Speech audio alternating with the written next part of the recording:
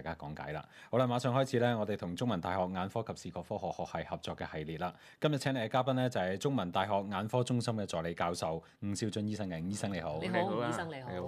伍醫生今日嘅主題咧就講激光治療啊。激光其實係點樣嘅一回事嚟嘅咧？我哋認識嘅激光咧都可能只不過係即係手攞嚟做 pointer 嗰啲啦。係啦，就要揈嚟揈去嗰啲，但係可以喺醫療上面都好大作用喎。係咪？激光其實好多唔同嘅波長啊。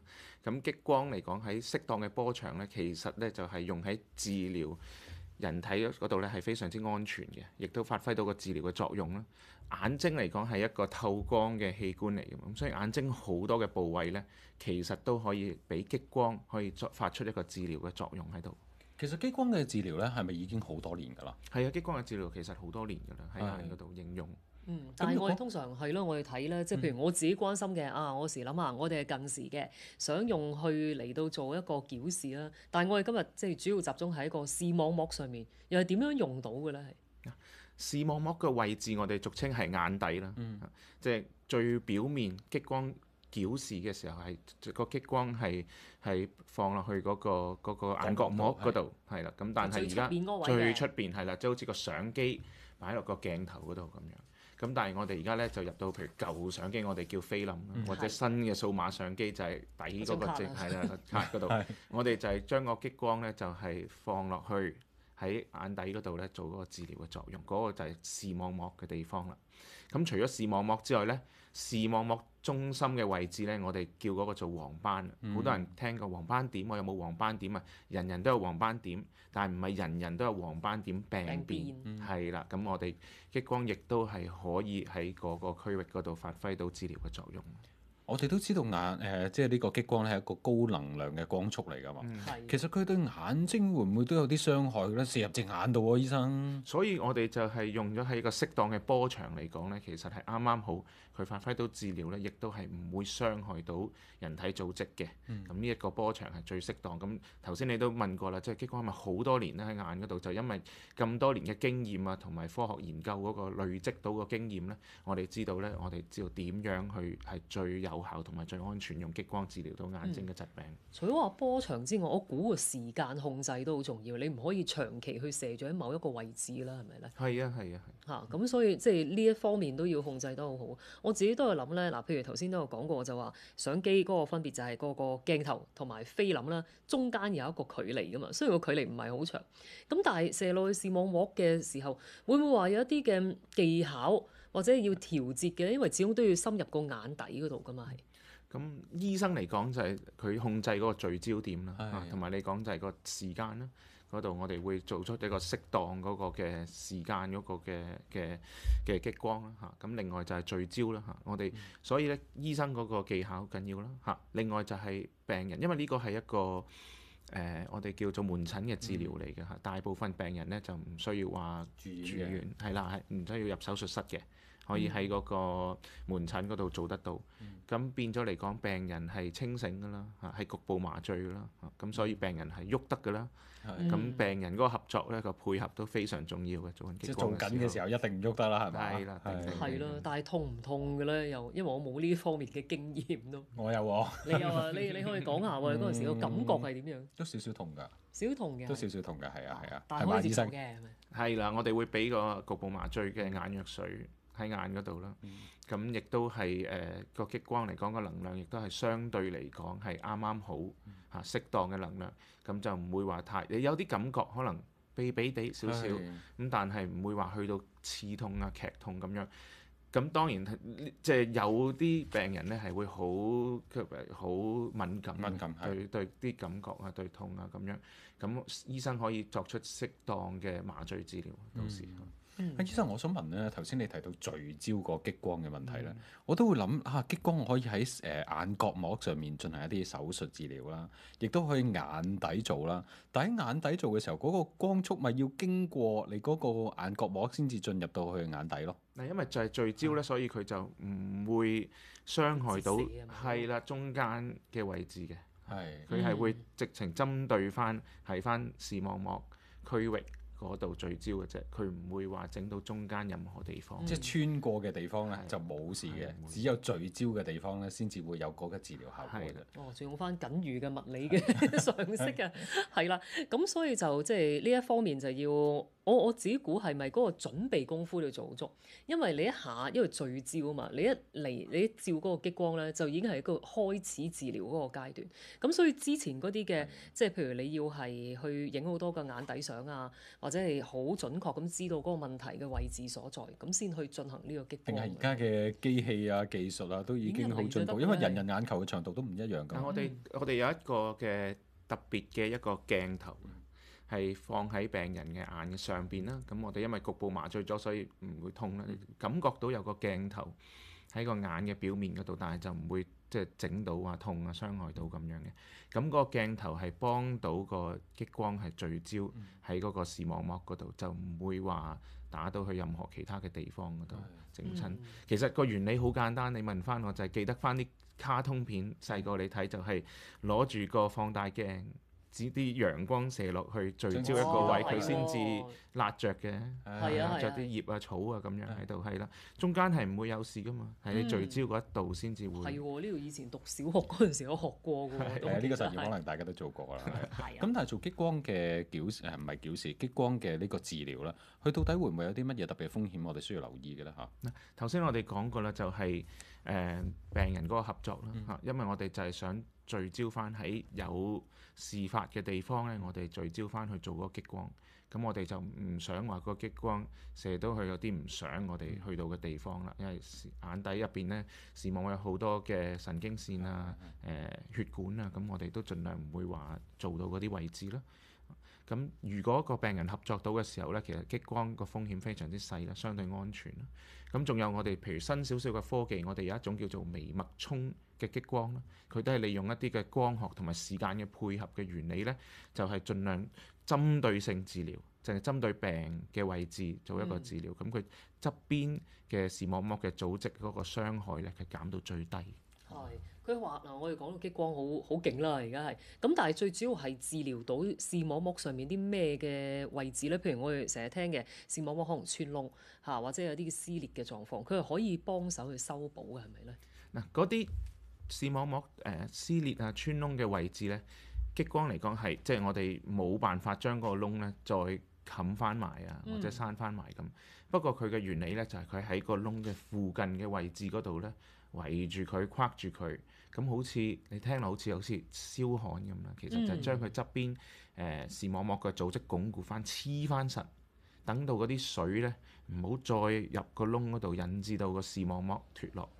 咁呢一個就係我哋治療嗰個視網膜嘅原理。曾經有醫生同我講過，我覺得好好嘅一個形容，佢就好似一張牆紙咁。若然你個窿有啲水喺嗰度積咗，咁好容易咧，即係一路滲開，一路滲開，跟住成塊牆紙跌落嚟嘅。咁係啊，咁大概都係咁嘅意思啦。係啊，我中意講就係即係你送禮物俾朋友啊，俾太太啊，咁你想搣咗個價錢牌佢，咁但係我哋即係其實個玻璃體咧就好似個價錢牌黐得好實嘅，黐得個禮物包嗰度。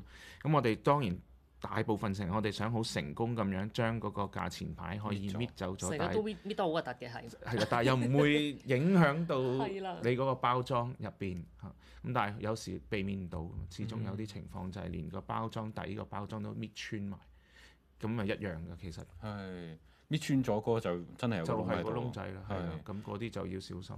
咁但係你喺即係側邊氹氹框圍住咗啦，去用激光，係咪都係一種傷害嚟嘅咧？而嗰啲傷害嗰度會唔會有一啲嘅，譬如視覺神經或者係細胞係會受損，從而嗰度睇唔睇到嘢嘅咧？嗰個傷係非常之細嘅嚇，因為我哋都係用翻適當嘅波長啦嚇，咁所以嚟講就唔會話大感覺，應該冇乜病人會投訴過話嚇會睇唔到嗰笪嘢或者暗咗喎。通常同埋喺啲好邊嘅位置啊，咁嗰啲位置都唔係話咁敏感，即係平時都未必用得到嘅，唔會察覺得到。係，總之唔會影響我哋嘅本身嗰個視力啦，嚇為最宗旨嚟嘅一個係。咁但係即係無啦啦，咁阿沈大夫可能有經驗啦，就係嗰個視網膜會有個窿啊嘛，即係會穿窿，好人好者啊，點解會無啦啦會有個窿嘅咧？係咁其實就係我哋眼睛最多嘅位置咧，就係嗰個我哋叫玻璃體啦。醫學上其實另外我哋嘅花名可以叫佢做俗稱可以叫佢做啫喱狀。咁啊啫喱狀係透明係啫喱嚟嘅本身。咁但係隨着兩樣嘢咧，隨着年紀越大咧，另外一樣嘢就係深近視，亦都係另外一個風險因素啦。咁嗰個啫喱咧，可以我哋叫退化啦，或者叫液化，即係佢入邊好多水分越嚟越多，令以致到嗰個啫喱咧會收縮容易。咁佢收縮嘅時候咧，佢本身黐住個視網膜噶嘛。咁我哋頭先講搣禮物、搣價錢牌嗰個咁啦，撲咗出嚟咁樣。係啦，佢就連嗰佢分開同個視網膜分開嘅時候，佢連帶埋個視網膜都扯到穿埋。咁所以飛蚊症係最早嘅先兆。如果你話視網膜穿窿啊，係，不如講下飛蚊症啦，係你因為有講下飛蚊症時咩事係啊，有時我哋自己咧都可能懷疑自己有啊，因為嗱，譬如喺一個好光嘅地方，你會偶然都會，我自己譬如而家都會望到有一啲嘢飛下飛下，一圓形嘅一粒仔咁樣，咁點解會造成咁嘅狀況嘅咧？飛蚊症嚟講就係因為佢玻璃體收縮嘅時候咧，就有嗰啲嘅雜質喺入邊啊，即係佢唔係再係咁清。咁我哋醫生望落去就白白地，咁但係咧佢係經過光透到落去視網膜嗰度，所以你係見到佢嘅影。係啦，好似個黑影咁啊浮遊。係啦，所以黑影咁佢有唔同嘅形狀嘅，有時一粒粒啦，有時一條條啦，絲狀咧，人唔同嘅，係其實個影嚟嘅啫嘛，見到佢。咁你喺光嘅地方咧，就或者好天啊，望上去藍天啊咁嘅時候咧，就會特別容易見得到佢，因為多光透入眼嗰度。有時你又未必見得佢咁清楚，或者甚至乎唔覺佢存在，就因為你喺暗嘅地方啦，或者你適應咗佢，冇理到佢，咁所以就見佢唔到。係咪係好普遍㗎？好普遍嘅，其實係啊，但係對視覺係冇影響嘅，冇影響嘅，除咗你係見到有啲嘢喺度有係啦，但係冇一個永久性嘅影響啦。咁又有時隨着時間佢又浮咗去唔同嘅地方啦，你又未必話好覺得佢嘅存在咁樣。咁大部分人我哋叫一個叫生理性嘅飛蚊症啦。咁即係嗰個玻璃體成功地同個視網膜分開咗，亦都係冇造成任何嘅傷害。咁但係講唔埋，有好多時就係，亦都係尤其是深近視嘅人個眼球長啦，特別嗰個視網膜喺側邊嘅位置特別拉薄咗啦、退化啦，咁嗰啲地方係好容易扯穿。咁但係你頭先提到咧嗰個玻璃體啦，或者我哋叫啫喱啦，佢同視網膜分開咗啦，佢會唔會有啲水分去補充翻落去咧？會唔會將來仲有扯穿嘅機會嘅咧？有嘅，將來有機會扯穿，因為佢係好多位置氹框360度，本身都係黐實晒噶嘛。咁佢唔係話一次過成個玻璃體都同個視網膜分開嘅喎，係慢慢好多年咁樣慢慢分開。慢慢分開，咁一路扯下扯，係咪越嚟越多飛蚊咯？所以咧有飛蚊症咧，就係要定期見住眼科專科醫生去做翻個檢查 check 住咯。即係真係會越嚟越多飛蚊嘅。會㗎，係。有冇啲人不過唔係話好少話好快，除非有啲特別嘅情況就會。係慢慢嘅循序漸進，佢唔會突然間我一瞓醒，哇好多飛蚊咁啊唔會咁樣嘅係咪？如果有咁嘅情況發生咧，就一定要盡快睇醫生啦，因為佢係分開得好緊要啦。咁亦都係好大機會係即係扯到穿咗窿，甚至乎去到視網膜脫落。去到視網膜脫落個階段嚟講咧，就未必話喺門診做激光可以治療得到，要需要入手術室做手術嘅。有冇啲個案即係譬如飛蚊症係真係干擾到話真係完全係睇唔到嘢，係影響個視力好緊要嘅咧？非常之少啊，非常之少嘅係。但係如果譬如嗰粒嘢咧，佢可以喺唔同嘅位置㗎嘛？頭先你講 cast 嗰個即係投射嗰個影像。嗰粒嗰個黑影，如果投射喺一啲我哋譬如重要嘅視覺神經嘅位置，咁咪好騷擾咯。又係有時都會覺得騷擾嘅。咁但係就佢可以浮得開咯。咁但係始終都會見得到佢喺度啦。咁但係就冇話因為呢樣情況會影響到任何日常生活或者做任何工作。但若然我真係覺得佢好騷擾啦，醫生有冇辦法即係譬如用激光將嗰粒嘢打散佢嘅？有一啲嘅激光嘅治療啦，坊間都會聽過啦。咁但係呢啲比較新嘅，其實咁我哋都係，我諗我哋醫學界嚟講都係想觀察耐少少呢一啲嘅治療，會唔會話即係有冇其他嘅危險性啊、風險啊？咁呢個都係待長期嘅觀察啊、研究嘅結論啊，再去睇清楚。但係有冇得簡單啲？即係譬如唔去到激光嗰個範疇，我去滴下眼藥水先，咁得唔得嘅咧？幫唔幫到手嘅？冇話一種藥水暫時證實到係可以整走飛蚊。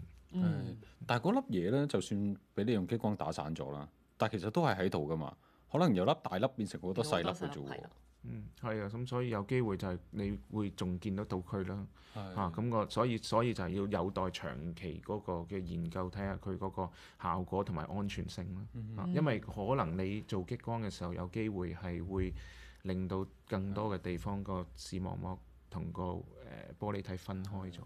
即係話咧，其實激光嗰個治療咧，就唔係治療飛蚊症嘅本身，而係治療視網膜上面嗰個即係穿窿嘅問題。係啦，就從預防而視網膜脱落，去到要做掹唔翻要做手術嗰個階段，我哋預防咗佢。但係個飛蚊做完激光之後，個飛蚊仍然都會喺度。係，但係亦都可以預防將來再有更加多嘅飛蚊啦，係咪咧？都唔係㗎，都唔係嘅，係啊，因為即係兩樣唔同嘅嘢嚟㗎嘛，係啊應該係。係啊，兩個唔同嘅原理嚟㗎。咁我都係飛蚊都係因為隨着年紀同埋個近視啦，嗰一樣嘢係會越嚟越多。即係飛蚊嘅問題可能會越嚟越多㗎啦，都係。不過視網膜起碼好穩陣，唔會影響視力先啦唔會。影響視力啦。係但係可唔可以激光咧係一次過做晒嗰兩樣嘢嘅咧？係啊，即係比較貪心啲啦嚇。視網膜嗰度又可以話修補，喺周邊嗰度可以令到佢穩固啲。咁而另一方面咧，嗰個啫喱嗰度咧又可以幫佢打散。一次過得唔得啊？定話都要分開兩次唔我哋都係同波長？聚焦翻係啦，聚焦翻個激光都係用翻嗰種激光，就係聚焦落視網膜嗰度，但係就唔係喺玻璃體嗰度。其實多咗飛蚊嘅即係呢個表徵啦，視網膜脱落個風險係咪相對又高咗嘅咧？係啊，多咗，尤其是時間性啦嚇。如果啱啱發生飛蚊嘅時候咧，就最好就穩陣咧，就係揾翻專科醫生去檢查下啦。咁如果你話飛蚊已經好耐有好多年喺度嘅時候，亦都差唔多係咁多相對穩定嚟講咧，就通常呢啲都係比較安全少少。咁另外除咗飛蚊之外咧，另外一個病徵咧就係我哋叫閃光，即係你喺眼嘅側邊嘅位置留意到一啲弧光，咁佢可能係因為嗰個玻璃體同視網膜扯開嘅時候咧，刺激到個視網膜，所以側邊嘅位置見到一啲嘅弧光。明白。呢個飛蚊啊、閃光嘅問題咧，大家如果有相關問題都可以打電話㗎。仲有就係黃斑病變嘅問題，熱線電話1872311，先休息一陣。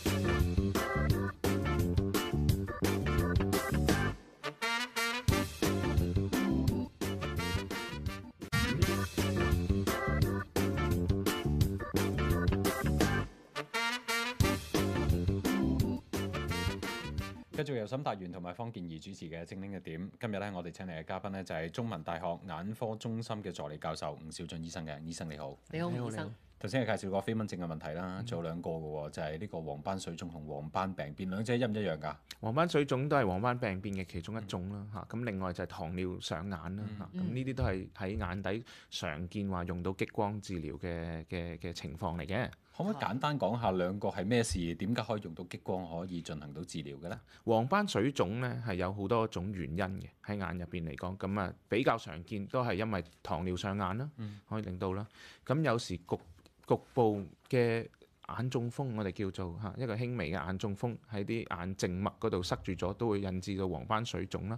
或者喺年紀輕啲嘅時候咧，譬如有啲病人因為食類固醇，引致到一個叫中漿病咧，我哋叫嚇。咁呢一啲比較罕有㗎啦。但係呢啲情況令到黃斑水腫咧，其實激光咧都可以做翻一個治療嘅。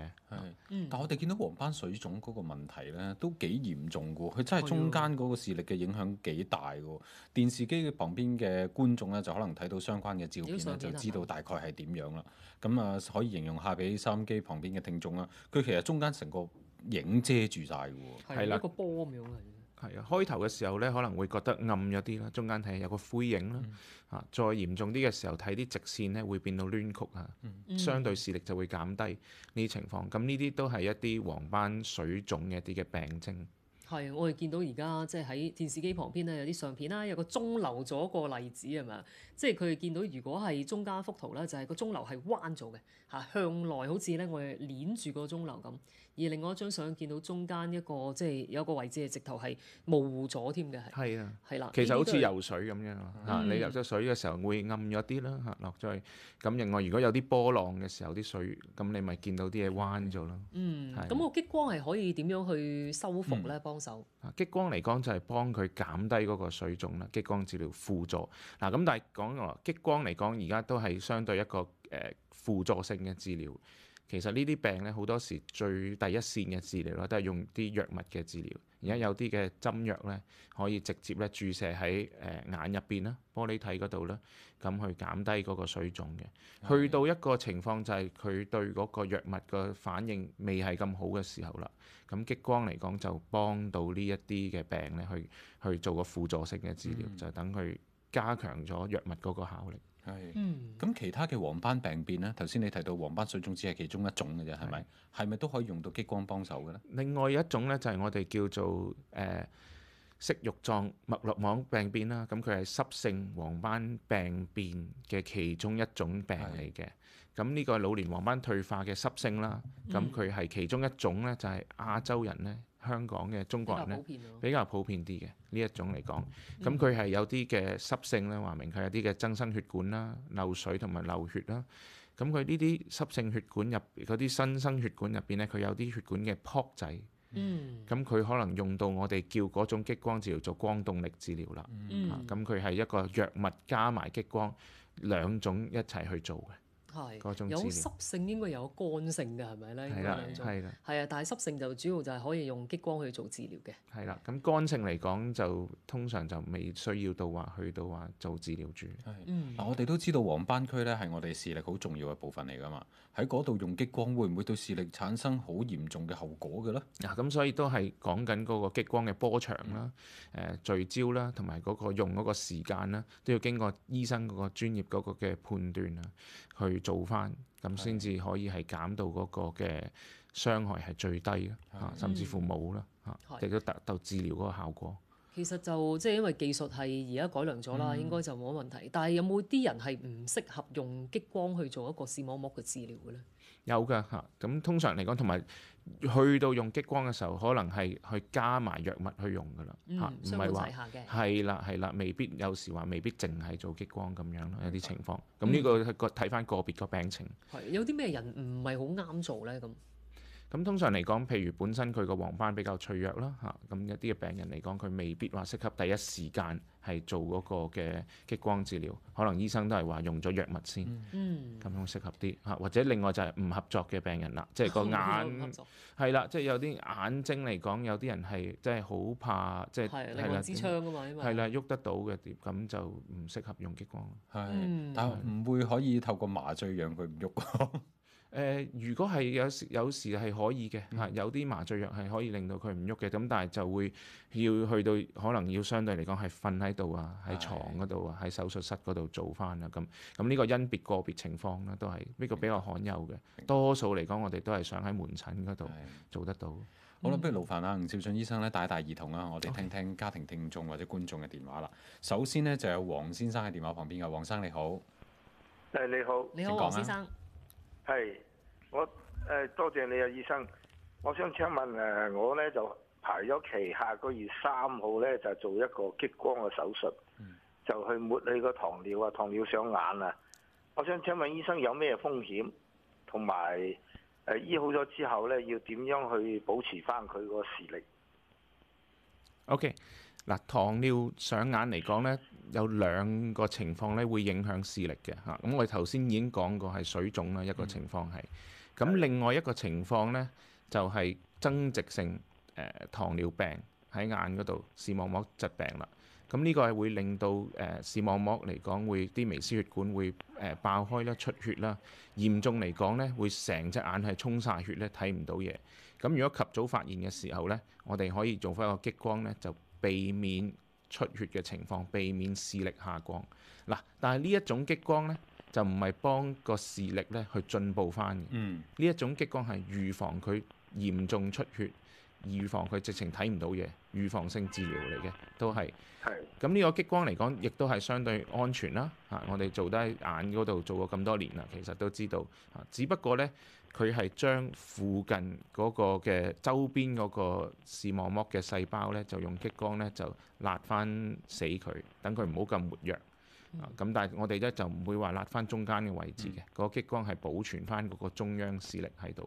咁因為糖尿增殖性糖尿上眼咧係側邊啲微輸血管有事啊嘛，咁我哋針對側邊嚟做，就等到中間嘅視力係保存翻，亦都係減低佢出血嗰個情況。咁做咗之後，側邊嗰啲位置會唔會睇唔到呢？只有中間先睇到呢？側邊嘅嚟講，可能睇嘢會暗咗嘅，即係你可能你喺一間平時喺一間暗少少嘅房，你都 OK 嘅。但係而家做完激光之後呢，你會覺得側邊冇咁敏感敏鋭咧，個視力可能會暗咗少少。咁但係唔會話大致上影響嗰個日常生活啦。同埋亦都係如果去到增殖性咁嚴重嘅糖尿上眼嚟講呢，呢個激光治療係需要嘅。因為你都係想保存中央視力。側邊佢都睇到嘅，係只不過係暗暗咗咗啲啫，係啦。咁黃生就話手術之後點樣可以讓自己嘅視力得以保存呢？咁都係聽翻醫生嗰個嘅建議啦，定期睇翻眼科專科醫生去檢查住啦，呢個一樣嘢啦嚇。咁就預防佢再差啦。咁另外就係有時嚟講呢，未必做一次激光呢係達到嗰個目標嘅治療目標，可能要做幾次嘅。咁所以都要跟進翻眼科專科醫生啦。身體嚟講呢，唔係淨係隻眼噶嘛嚇，糖尿嚟講亦都要係控制得到啊，血管啊、膽固醇、血脂啊呢一啲呢都要係保持翻控制住嚇。引致到個眼唔好再差落去，即係血糖嘅水平一定要控制得好啦。係啦，好啦，跟住咧就係阿李太嘅電話。李太你好，你好啊，你好，李太。主持人同埋醫生有啲想請教嘅，可唔可以而家講？係可以。嚇咁我想請教醫生呢，就係大概年半前呢，我就做咗個心臟嘅MRI，咁當時就打咗啲顯影劑，咁之後嗰幾日之後，我隻眼本身係有一兩粒。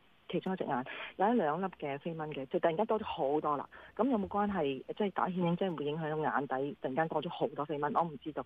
咁跟住再過一兩日咧，我發覺有閃光，咁我即係睇醫生，係大量嘅飛蚊，同埋每喐一次眼都會有閃光。咁我隔咗而家都有成年半，咁我都會枕住睇醫生。咁每一次睇眼科醫生咧，佢都話幫我聽係出個眼底放個瞳孔，係啊，見到你好多飛蚊喎。但係冇乜嘢可以做。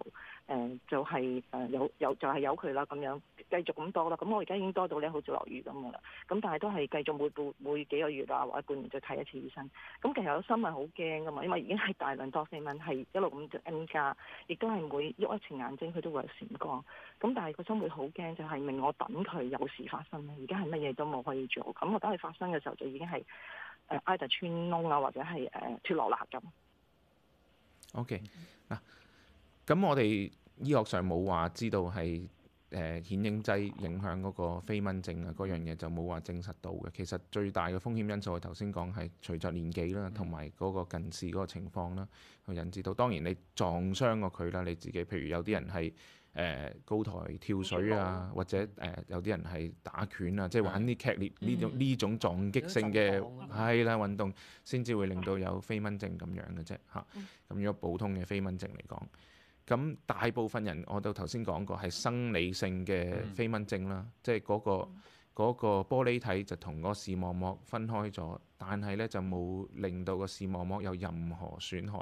任何窿啊、穿窿啊咁樣。之間有一日開始咁就一路年半到而家係不斷一路日即係經常增加，跟住而家係由即係本身嘅一兩粒變成而家係即係密大眼就好似落雨咁，有黑有白，好似雲層咁啊都有齊。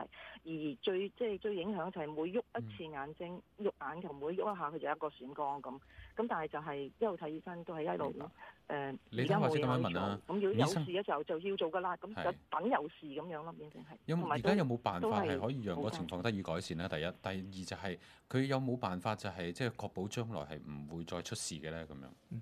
咁我哋頭先節目都講咗，飛蚊其實真係只會越嚟越多嘅，就隨着年紀嚟講咁樣。咁亦都係我哋講過就係我哋都係激光都係一個針對性治療啦嚇。我哋要見到係有薄咗或者穿窿嘅位置喺視網膜周邊嗰度呢，我哋先至可以好安全咁樣去做一個激光。我哋唔想無啦啦冇事嘅地方呢，都用激光去做呢樣嘢嘅。但係你睇下個案咧，佢有眼科醫生跟進啦，即係其實佢都睇住眼底嘅情況係啊，所以其喎實已經係有專科醫生去跟進，其實已經係好安全㗎啦。係即係都唔需要太擔心，即係話個眼底突然間有好大變化，突然間跌咗落嚟咁樣，係咪嘅咧？係咁，亦都係眼科醫生亦都係有個判斷啦。因為飛蚊症咧，唔單止可以係即係玻璃體退化嘅，有其他譬如糖尿嚟講咧，如果有啲開始有啲血絲咧喺個玻璃，總之任何玻璃體嘅雜質。或者有啲嘅我哋叫虹膜炎啦，有啲炎症啦，喺眼嗰度發炎咧，都會令到引致到飛蚊。咁呢個專科醫生就會分別得到啦，究竟佢係因為玻璃體退化或者其他嘅原因。咁所以睇住醫生其實已經係一個好保險、好安全嘅。有冇得話做啲預防性嘅激光咧？即係我咁講啊，即係譬如如果我真係唔係，即係如果譬如我都開始多飛蚊啊，好似你睇個案咁樣啦，跟住咧就我都會擔心啊，會唔會我嘅視網膜咧都可能有機會穿窿咧，或者係開始退化咧，做定激光燒焊定先，等佢唔會再跌落嚟咧。係，如果見到有地方係退化薄咗或者穿窿咧，咁就呢一種激光治療已經係預防性，預防視網膜脫落啊嘛。咁但係我哋冇任何嘢可以預防到飛蚊去發生。係咯，即係即使係焊實咗，佢都有機會仲有增加飛蚊嗰個情況嘅。仲會見到飛蚊，仲有喺度。係，如果你睇個狀況就比較干擾啦，亦都影響到佢嘅生活添。咁所以就要密切監察住，繼續去睇醫生咁樣。其實咧，我都聽過啲講法咧，即係可能就唔係激光嘅問題啦，主要係針對飛蚊啦。就話譬如有啲人咧做咗呢個白內障嘅手術咁樣，有啲咧就話甚至乎可以抽埋嗰個中間嗰啲啫喱體出嚟嘅，咁就佢自然就會有啲水分咧，就係填翻個空間㗎啦。咁嘅飛蚊咧就會消失㗎啦，咁樣得唔得㗎啦？咁如果有啲人係去到佢個視網膜或者黃斑嗰度需要做手術嘅情況啦。咁我哋會做嗰個切除玻璃體手術咧，咁嗰個情況嚟講就可以將嗰個飛蚊都會拎得走埋嘅，大部分啦可以清得走嘅，咁可能有少少剩翻都唔出奇。咁但係通常我哋做呢啲手術咧，眼嚟講叫做即係個手術過程會長少少啦，咁亦都係有嗰個相對嘅風險因素，咁我哋都要同個別病人傾清楚啦。另外一樣嘢咧就係你講白內障。好多病人做完白內障咧，會覺得可能見多咗飛蚊，咁呢一個都要需要 check 住嘅，揾專科醫生術後check 清楚視網膜側邊有冇事。如果確定咗視網膜側邊冇事嘅時候咧，好可能係因為佢多咗光入到眼，因為佢以前就係俾個白內障擋住咗啲光，所以睇唔清。咁所以都係手術成功嘅一個嘅指標咧。即係睇下佢習唔習慣咧，其實係咪啊？即係可能佢係因為以前係我唔慣咁光嘅，而家光咗之後睇得清楚咗，係啦。另外最簡單地問一問咧，就係若果譬如要做嗰啲激光嘅手術咧，係咪都要先放大瞳孔，然之後再睇得清楚裡面嘅眼底，再進行嗰個激光嘅手術㗎？係啊，要放大瞳孔。放大瞳孔嗰個影響都好少嘅啫，嗬。風險非常之少啦，其實嚇。咁當從我哋即係放大瞳孔之前，醫生都會睇一睇個病人，或者護士都會見一見個病人啦，check 下嚇先至適合先至放大瞳孔。不過我諗，如果譬如有眼嘅問題嘅朋友咧，應該都好熟悉放大瞳孔嘅過程咯。好多都會做過。因為睇眼底基本上都係必須要放大瞳孔。係啊，如果唔係就睇唔清側邊。係啊，所以呢個嘅風險相對地應該都係好少嘅。係。好啦，今日多謝晒中文大學眼科中心嘅助理教授吳兆準醫生嘅，唔該晒。多謝晒。好啦，轉頭我哋會翻一台直播室，繼續會有我哋衛生署健康資訊站，主題咧就會講蔬菜嘅，轉頭見。日日為生活奔波勞碌，容易忽略自己嘅健康，不如每日花幾分鐘嚟聽聽健康資訊，一齊健康速讀。Coffee，今日我俾人話我似婆婆啊！點解啊？因為咧，佢哋話我個寒背寒得太嚴重，好似啲婆婆咁樣喺度咧，夾咁行。真係㗎？哦，係啊。咁但係我有個朋友咧都仲嚴重啲，我而家喺度揀佢，佢都有改善。咁其實咧，寒背嘅問題咧，除咗我哋脊骨可能彎咗啦，經常性含胸之外，其實我哋嘅胸大肌啊，我哋嘅膊頭咧，其實可能長期含胸嘅情況底下咧，就會令到我哋前面好緊。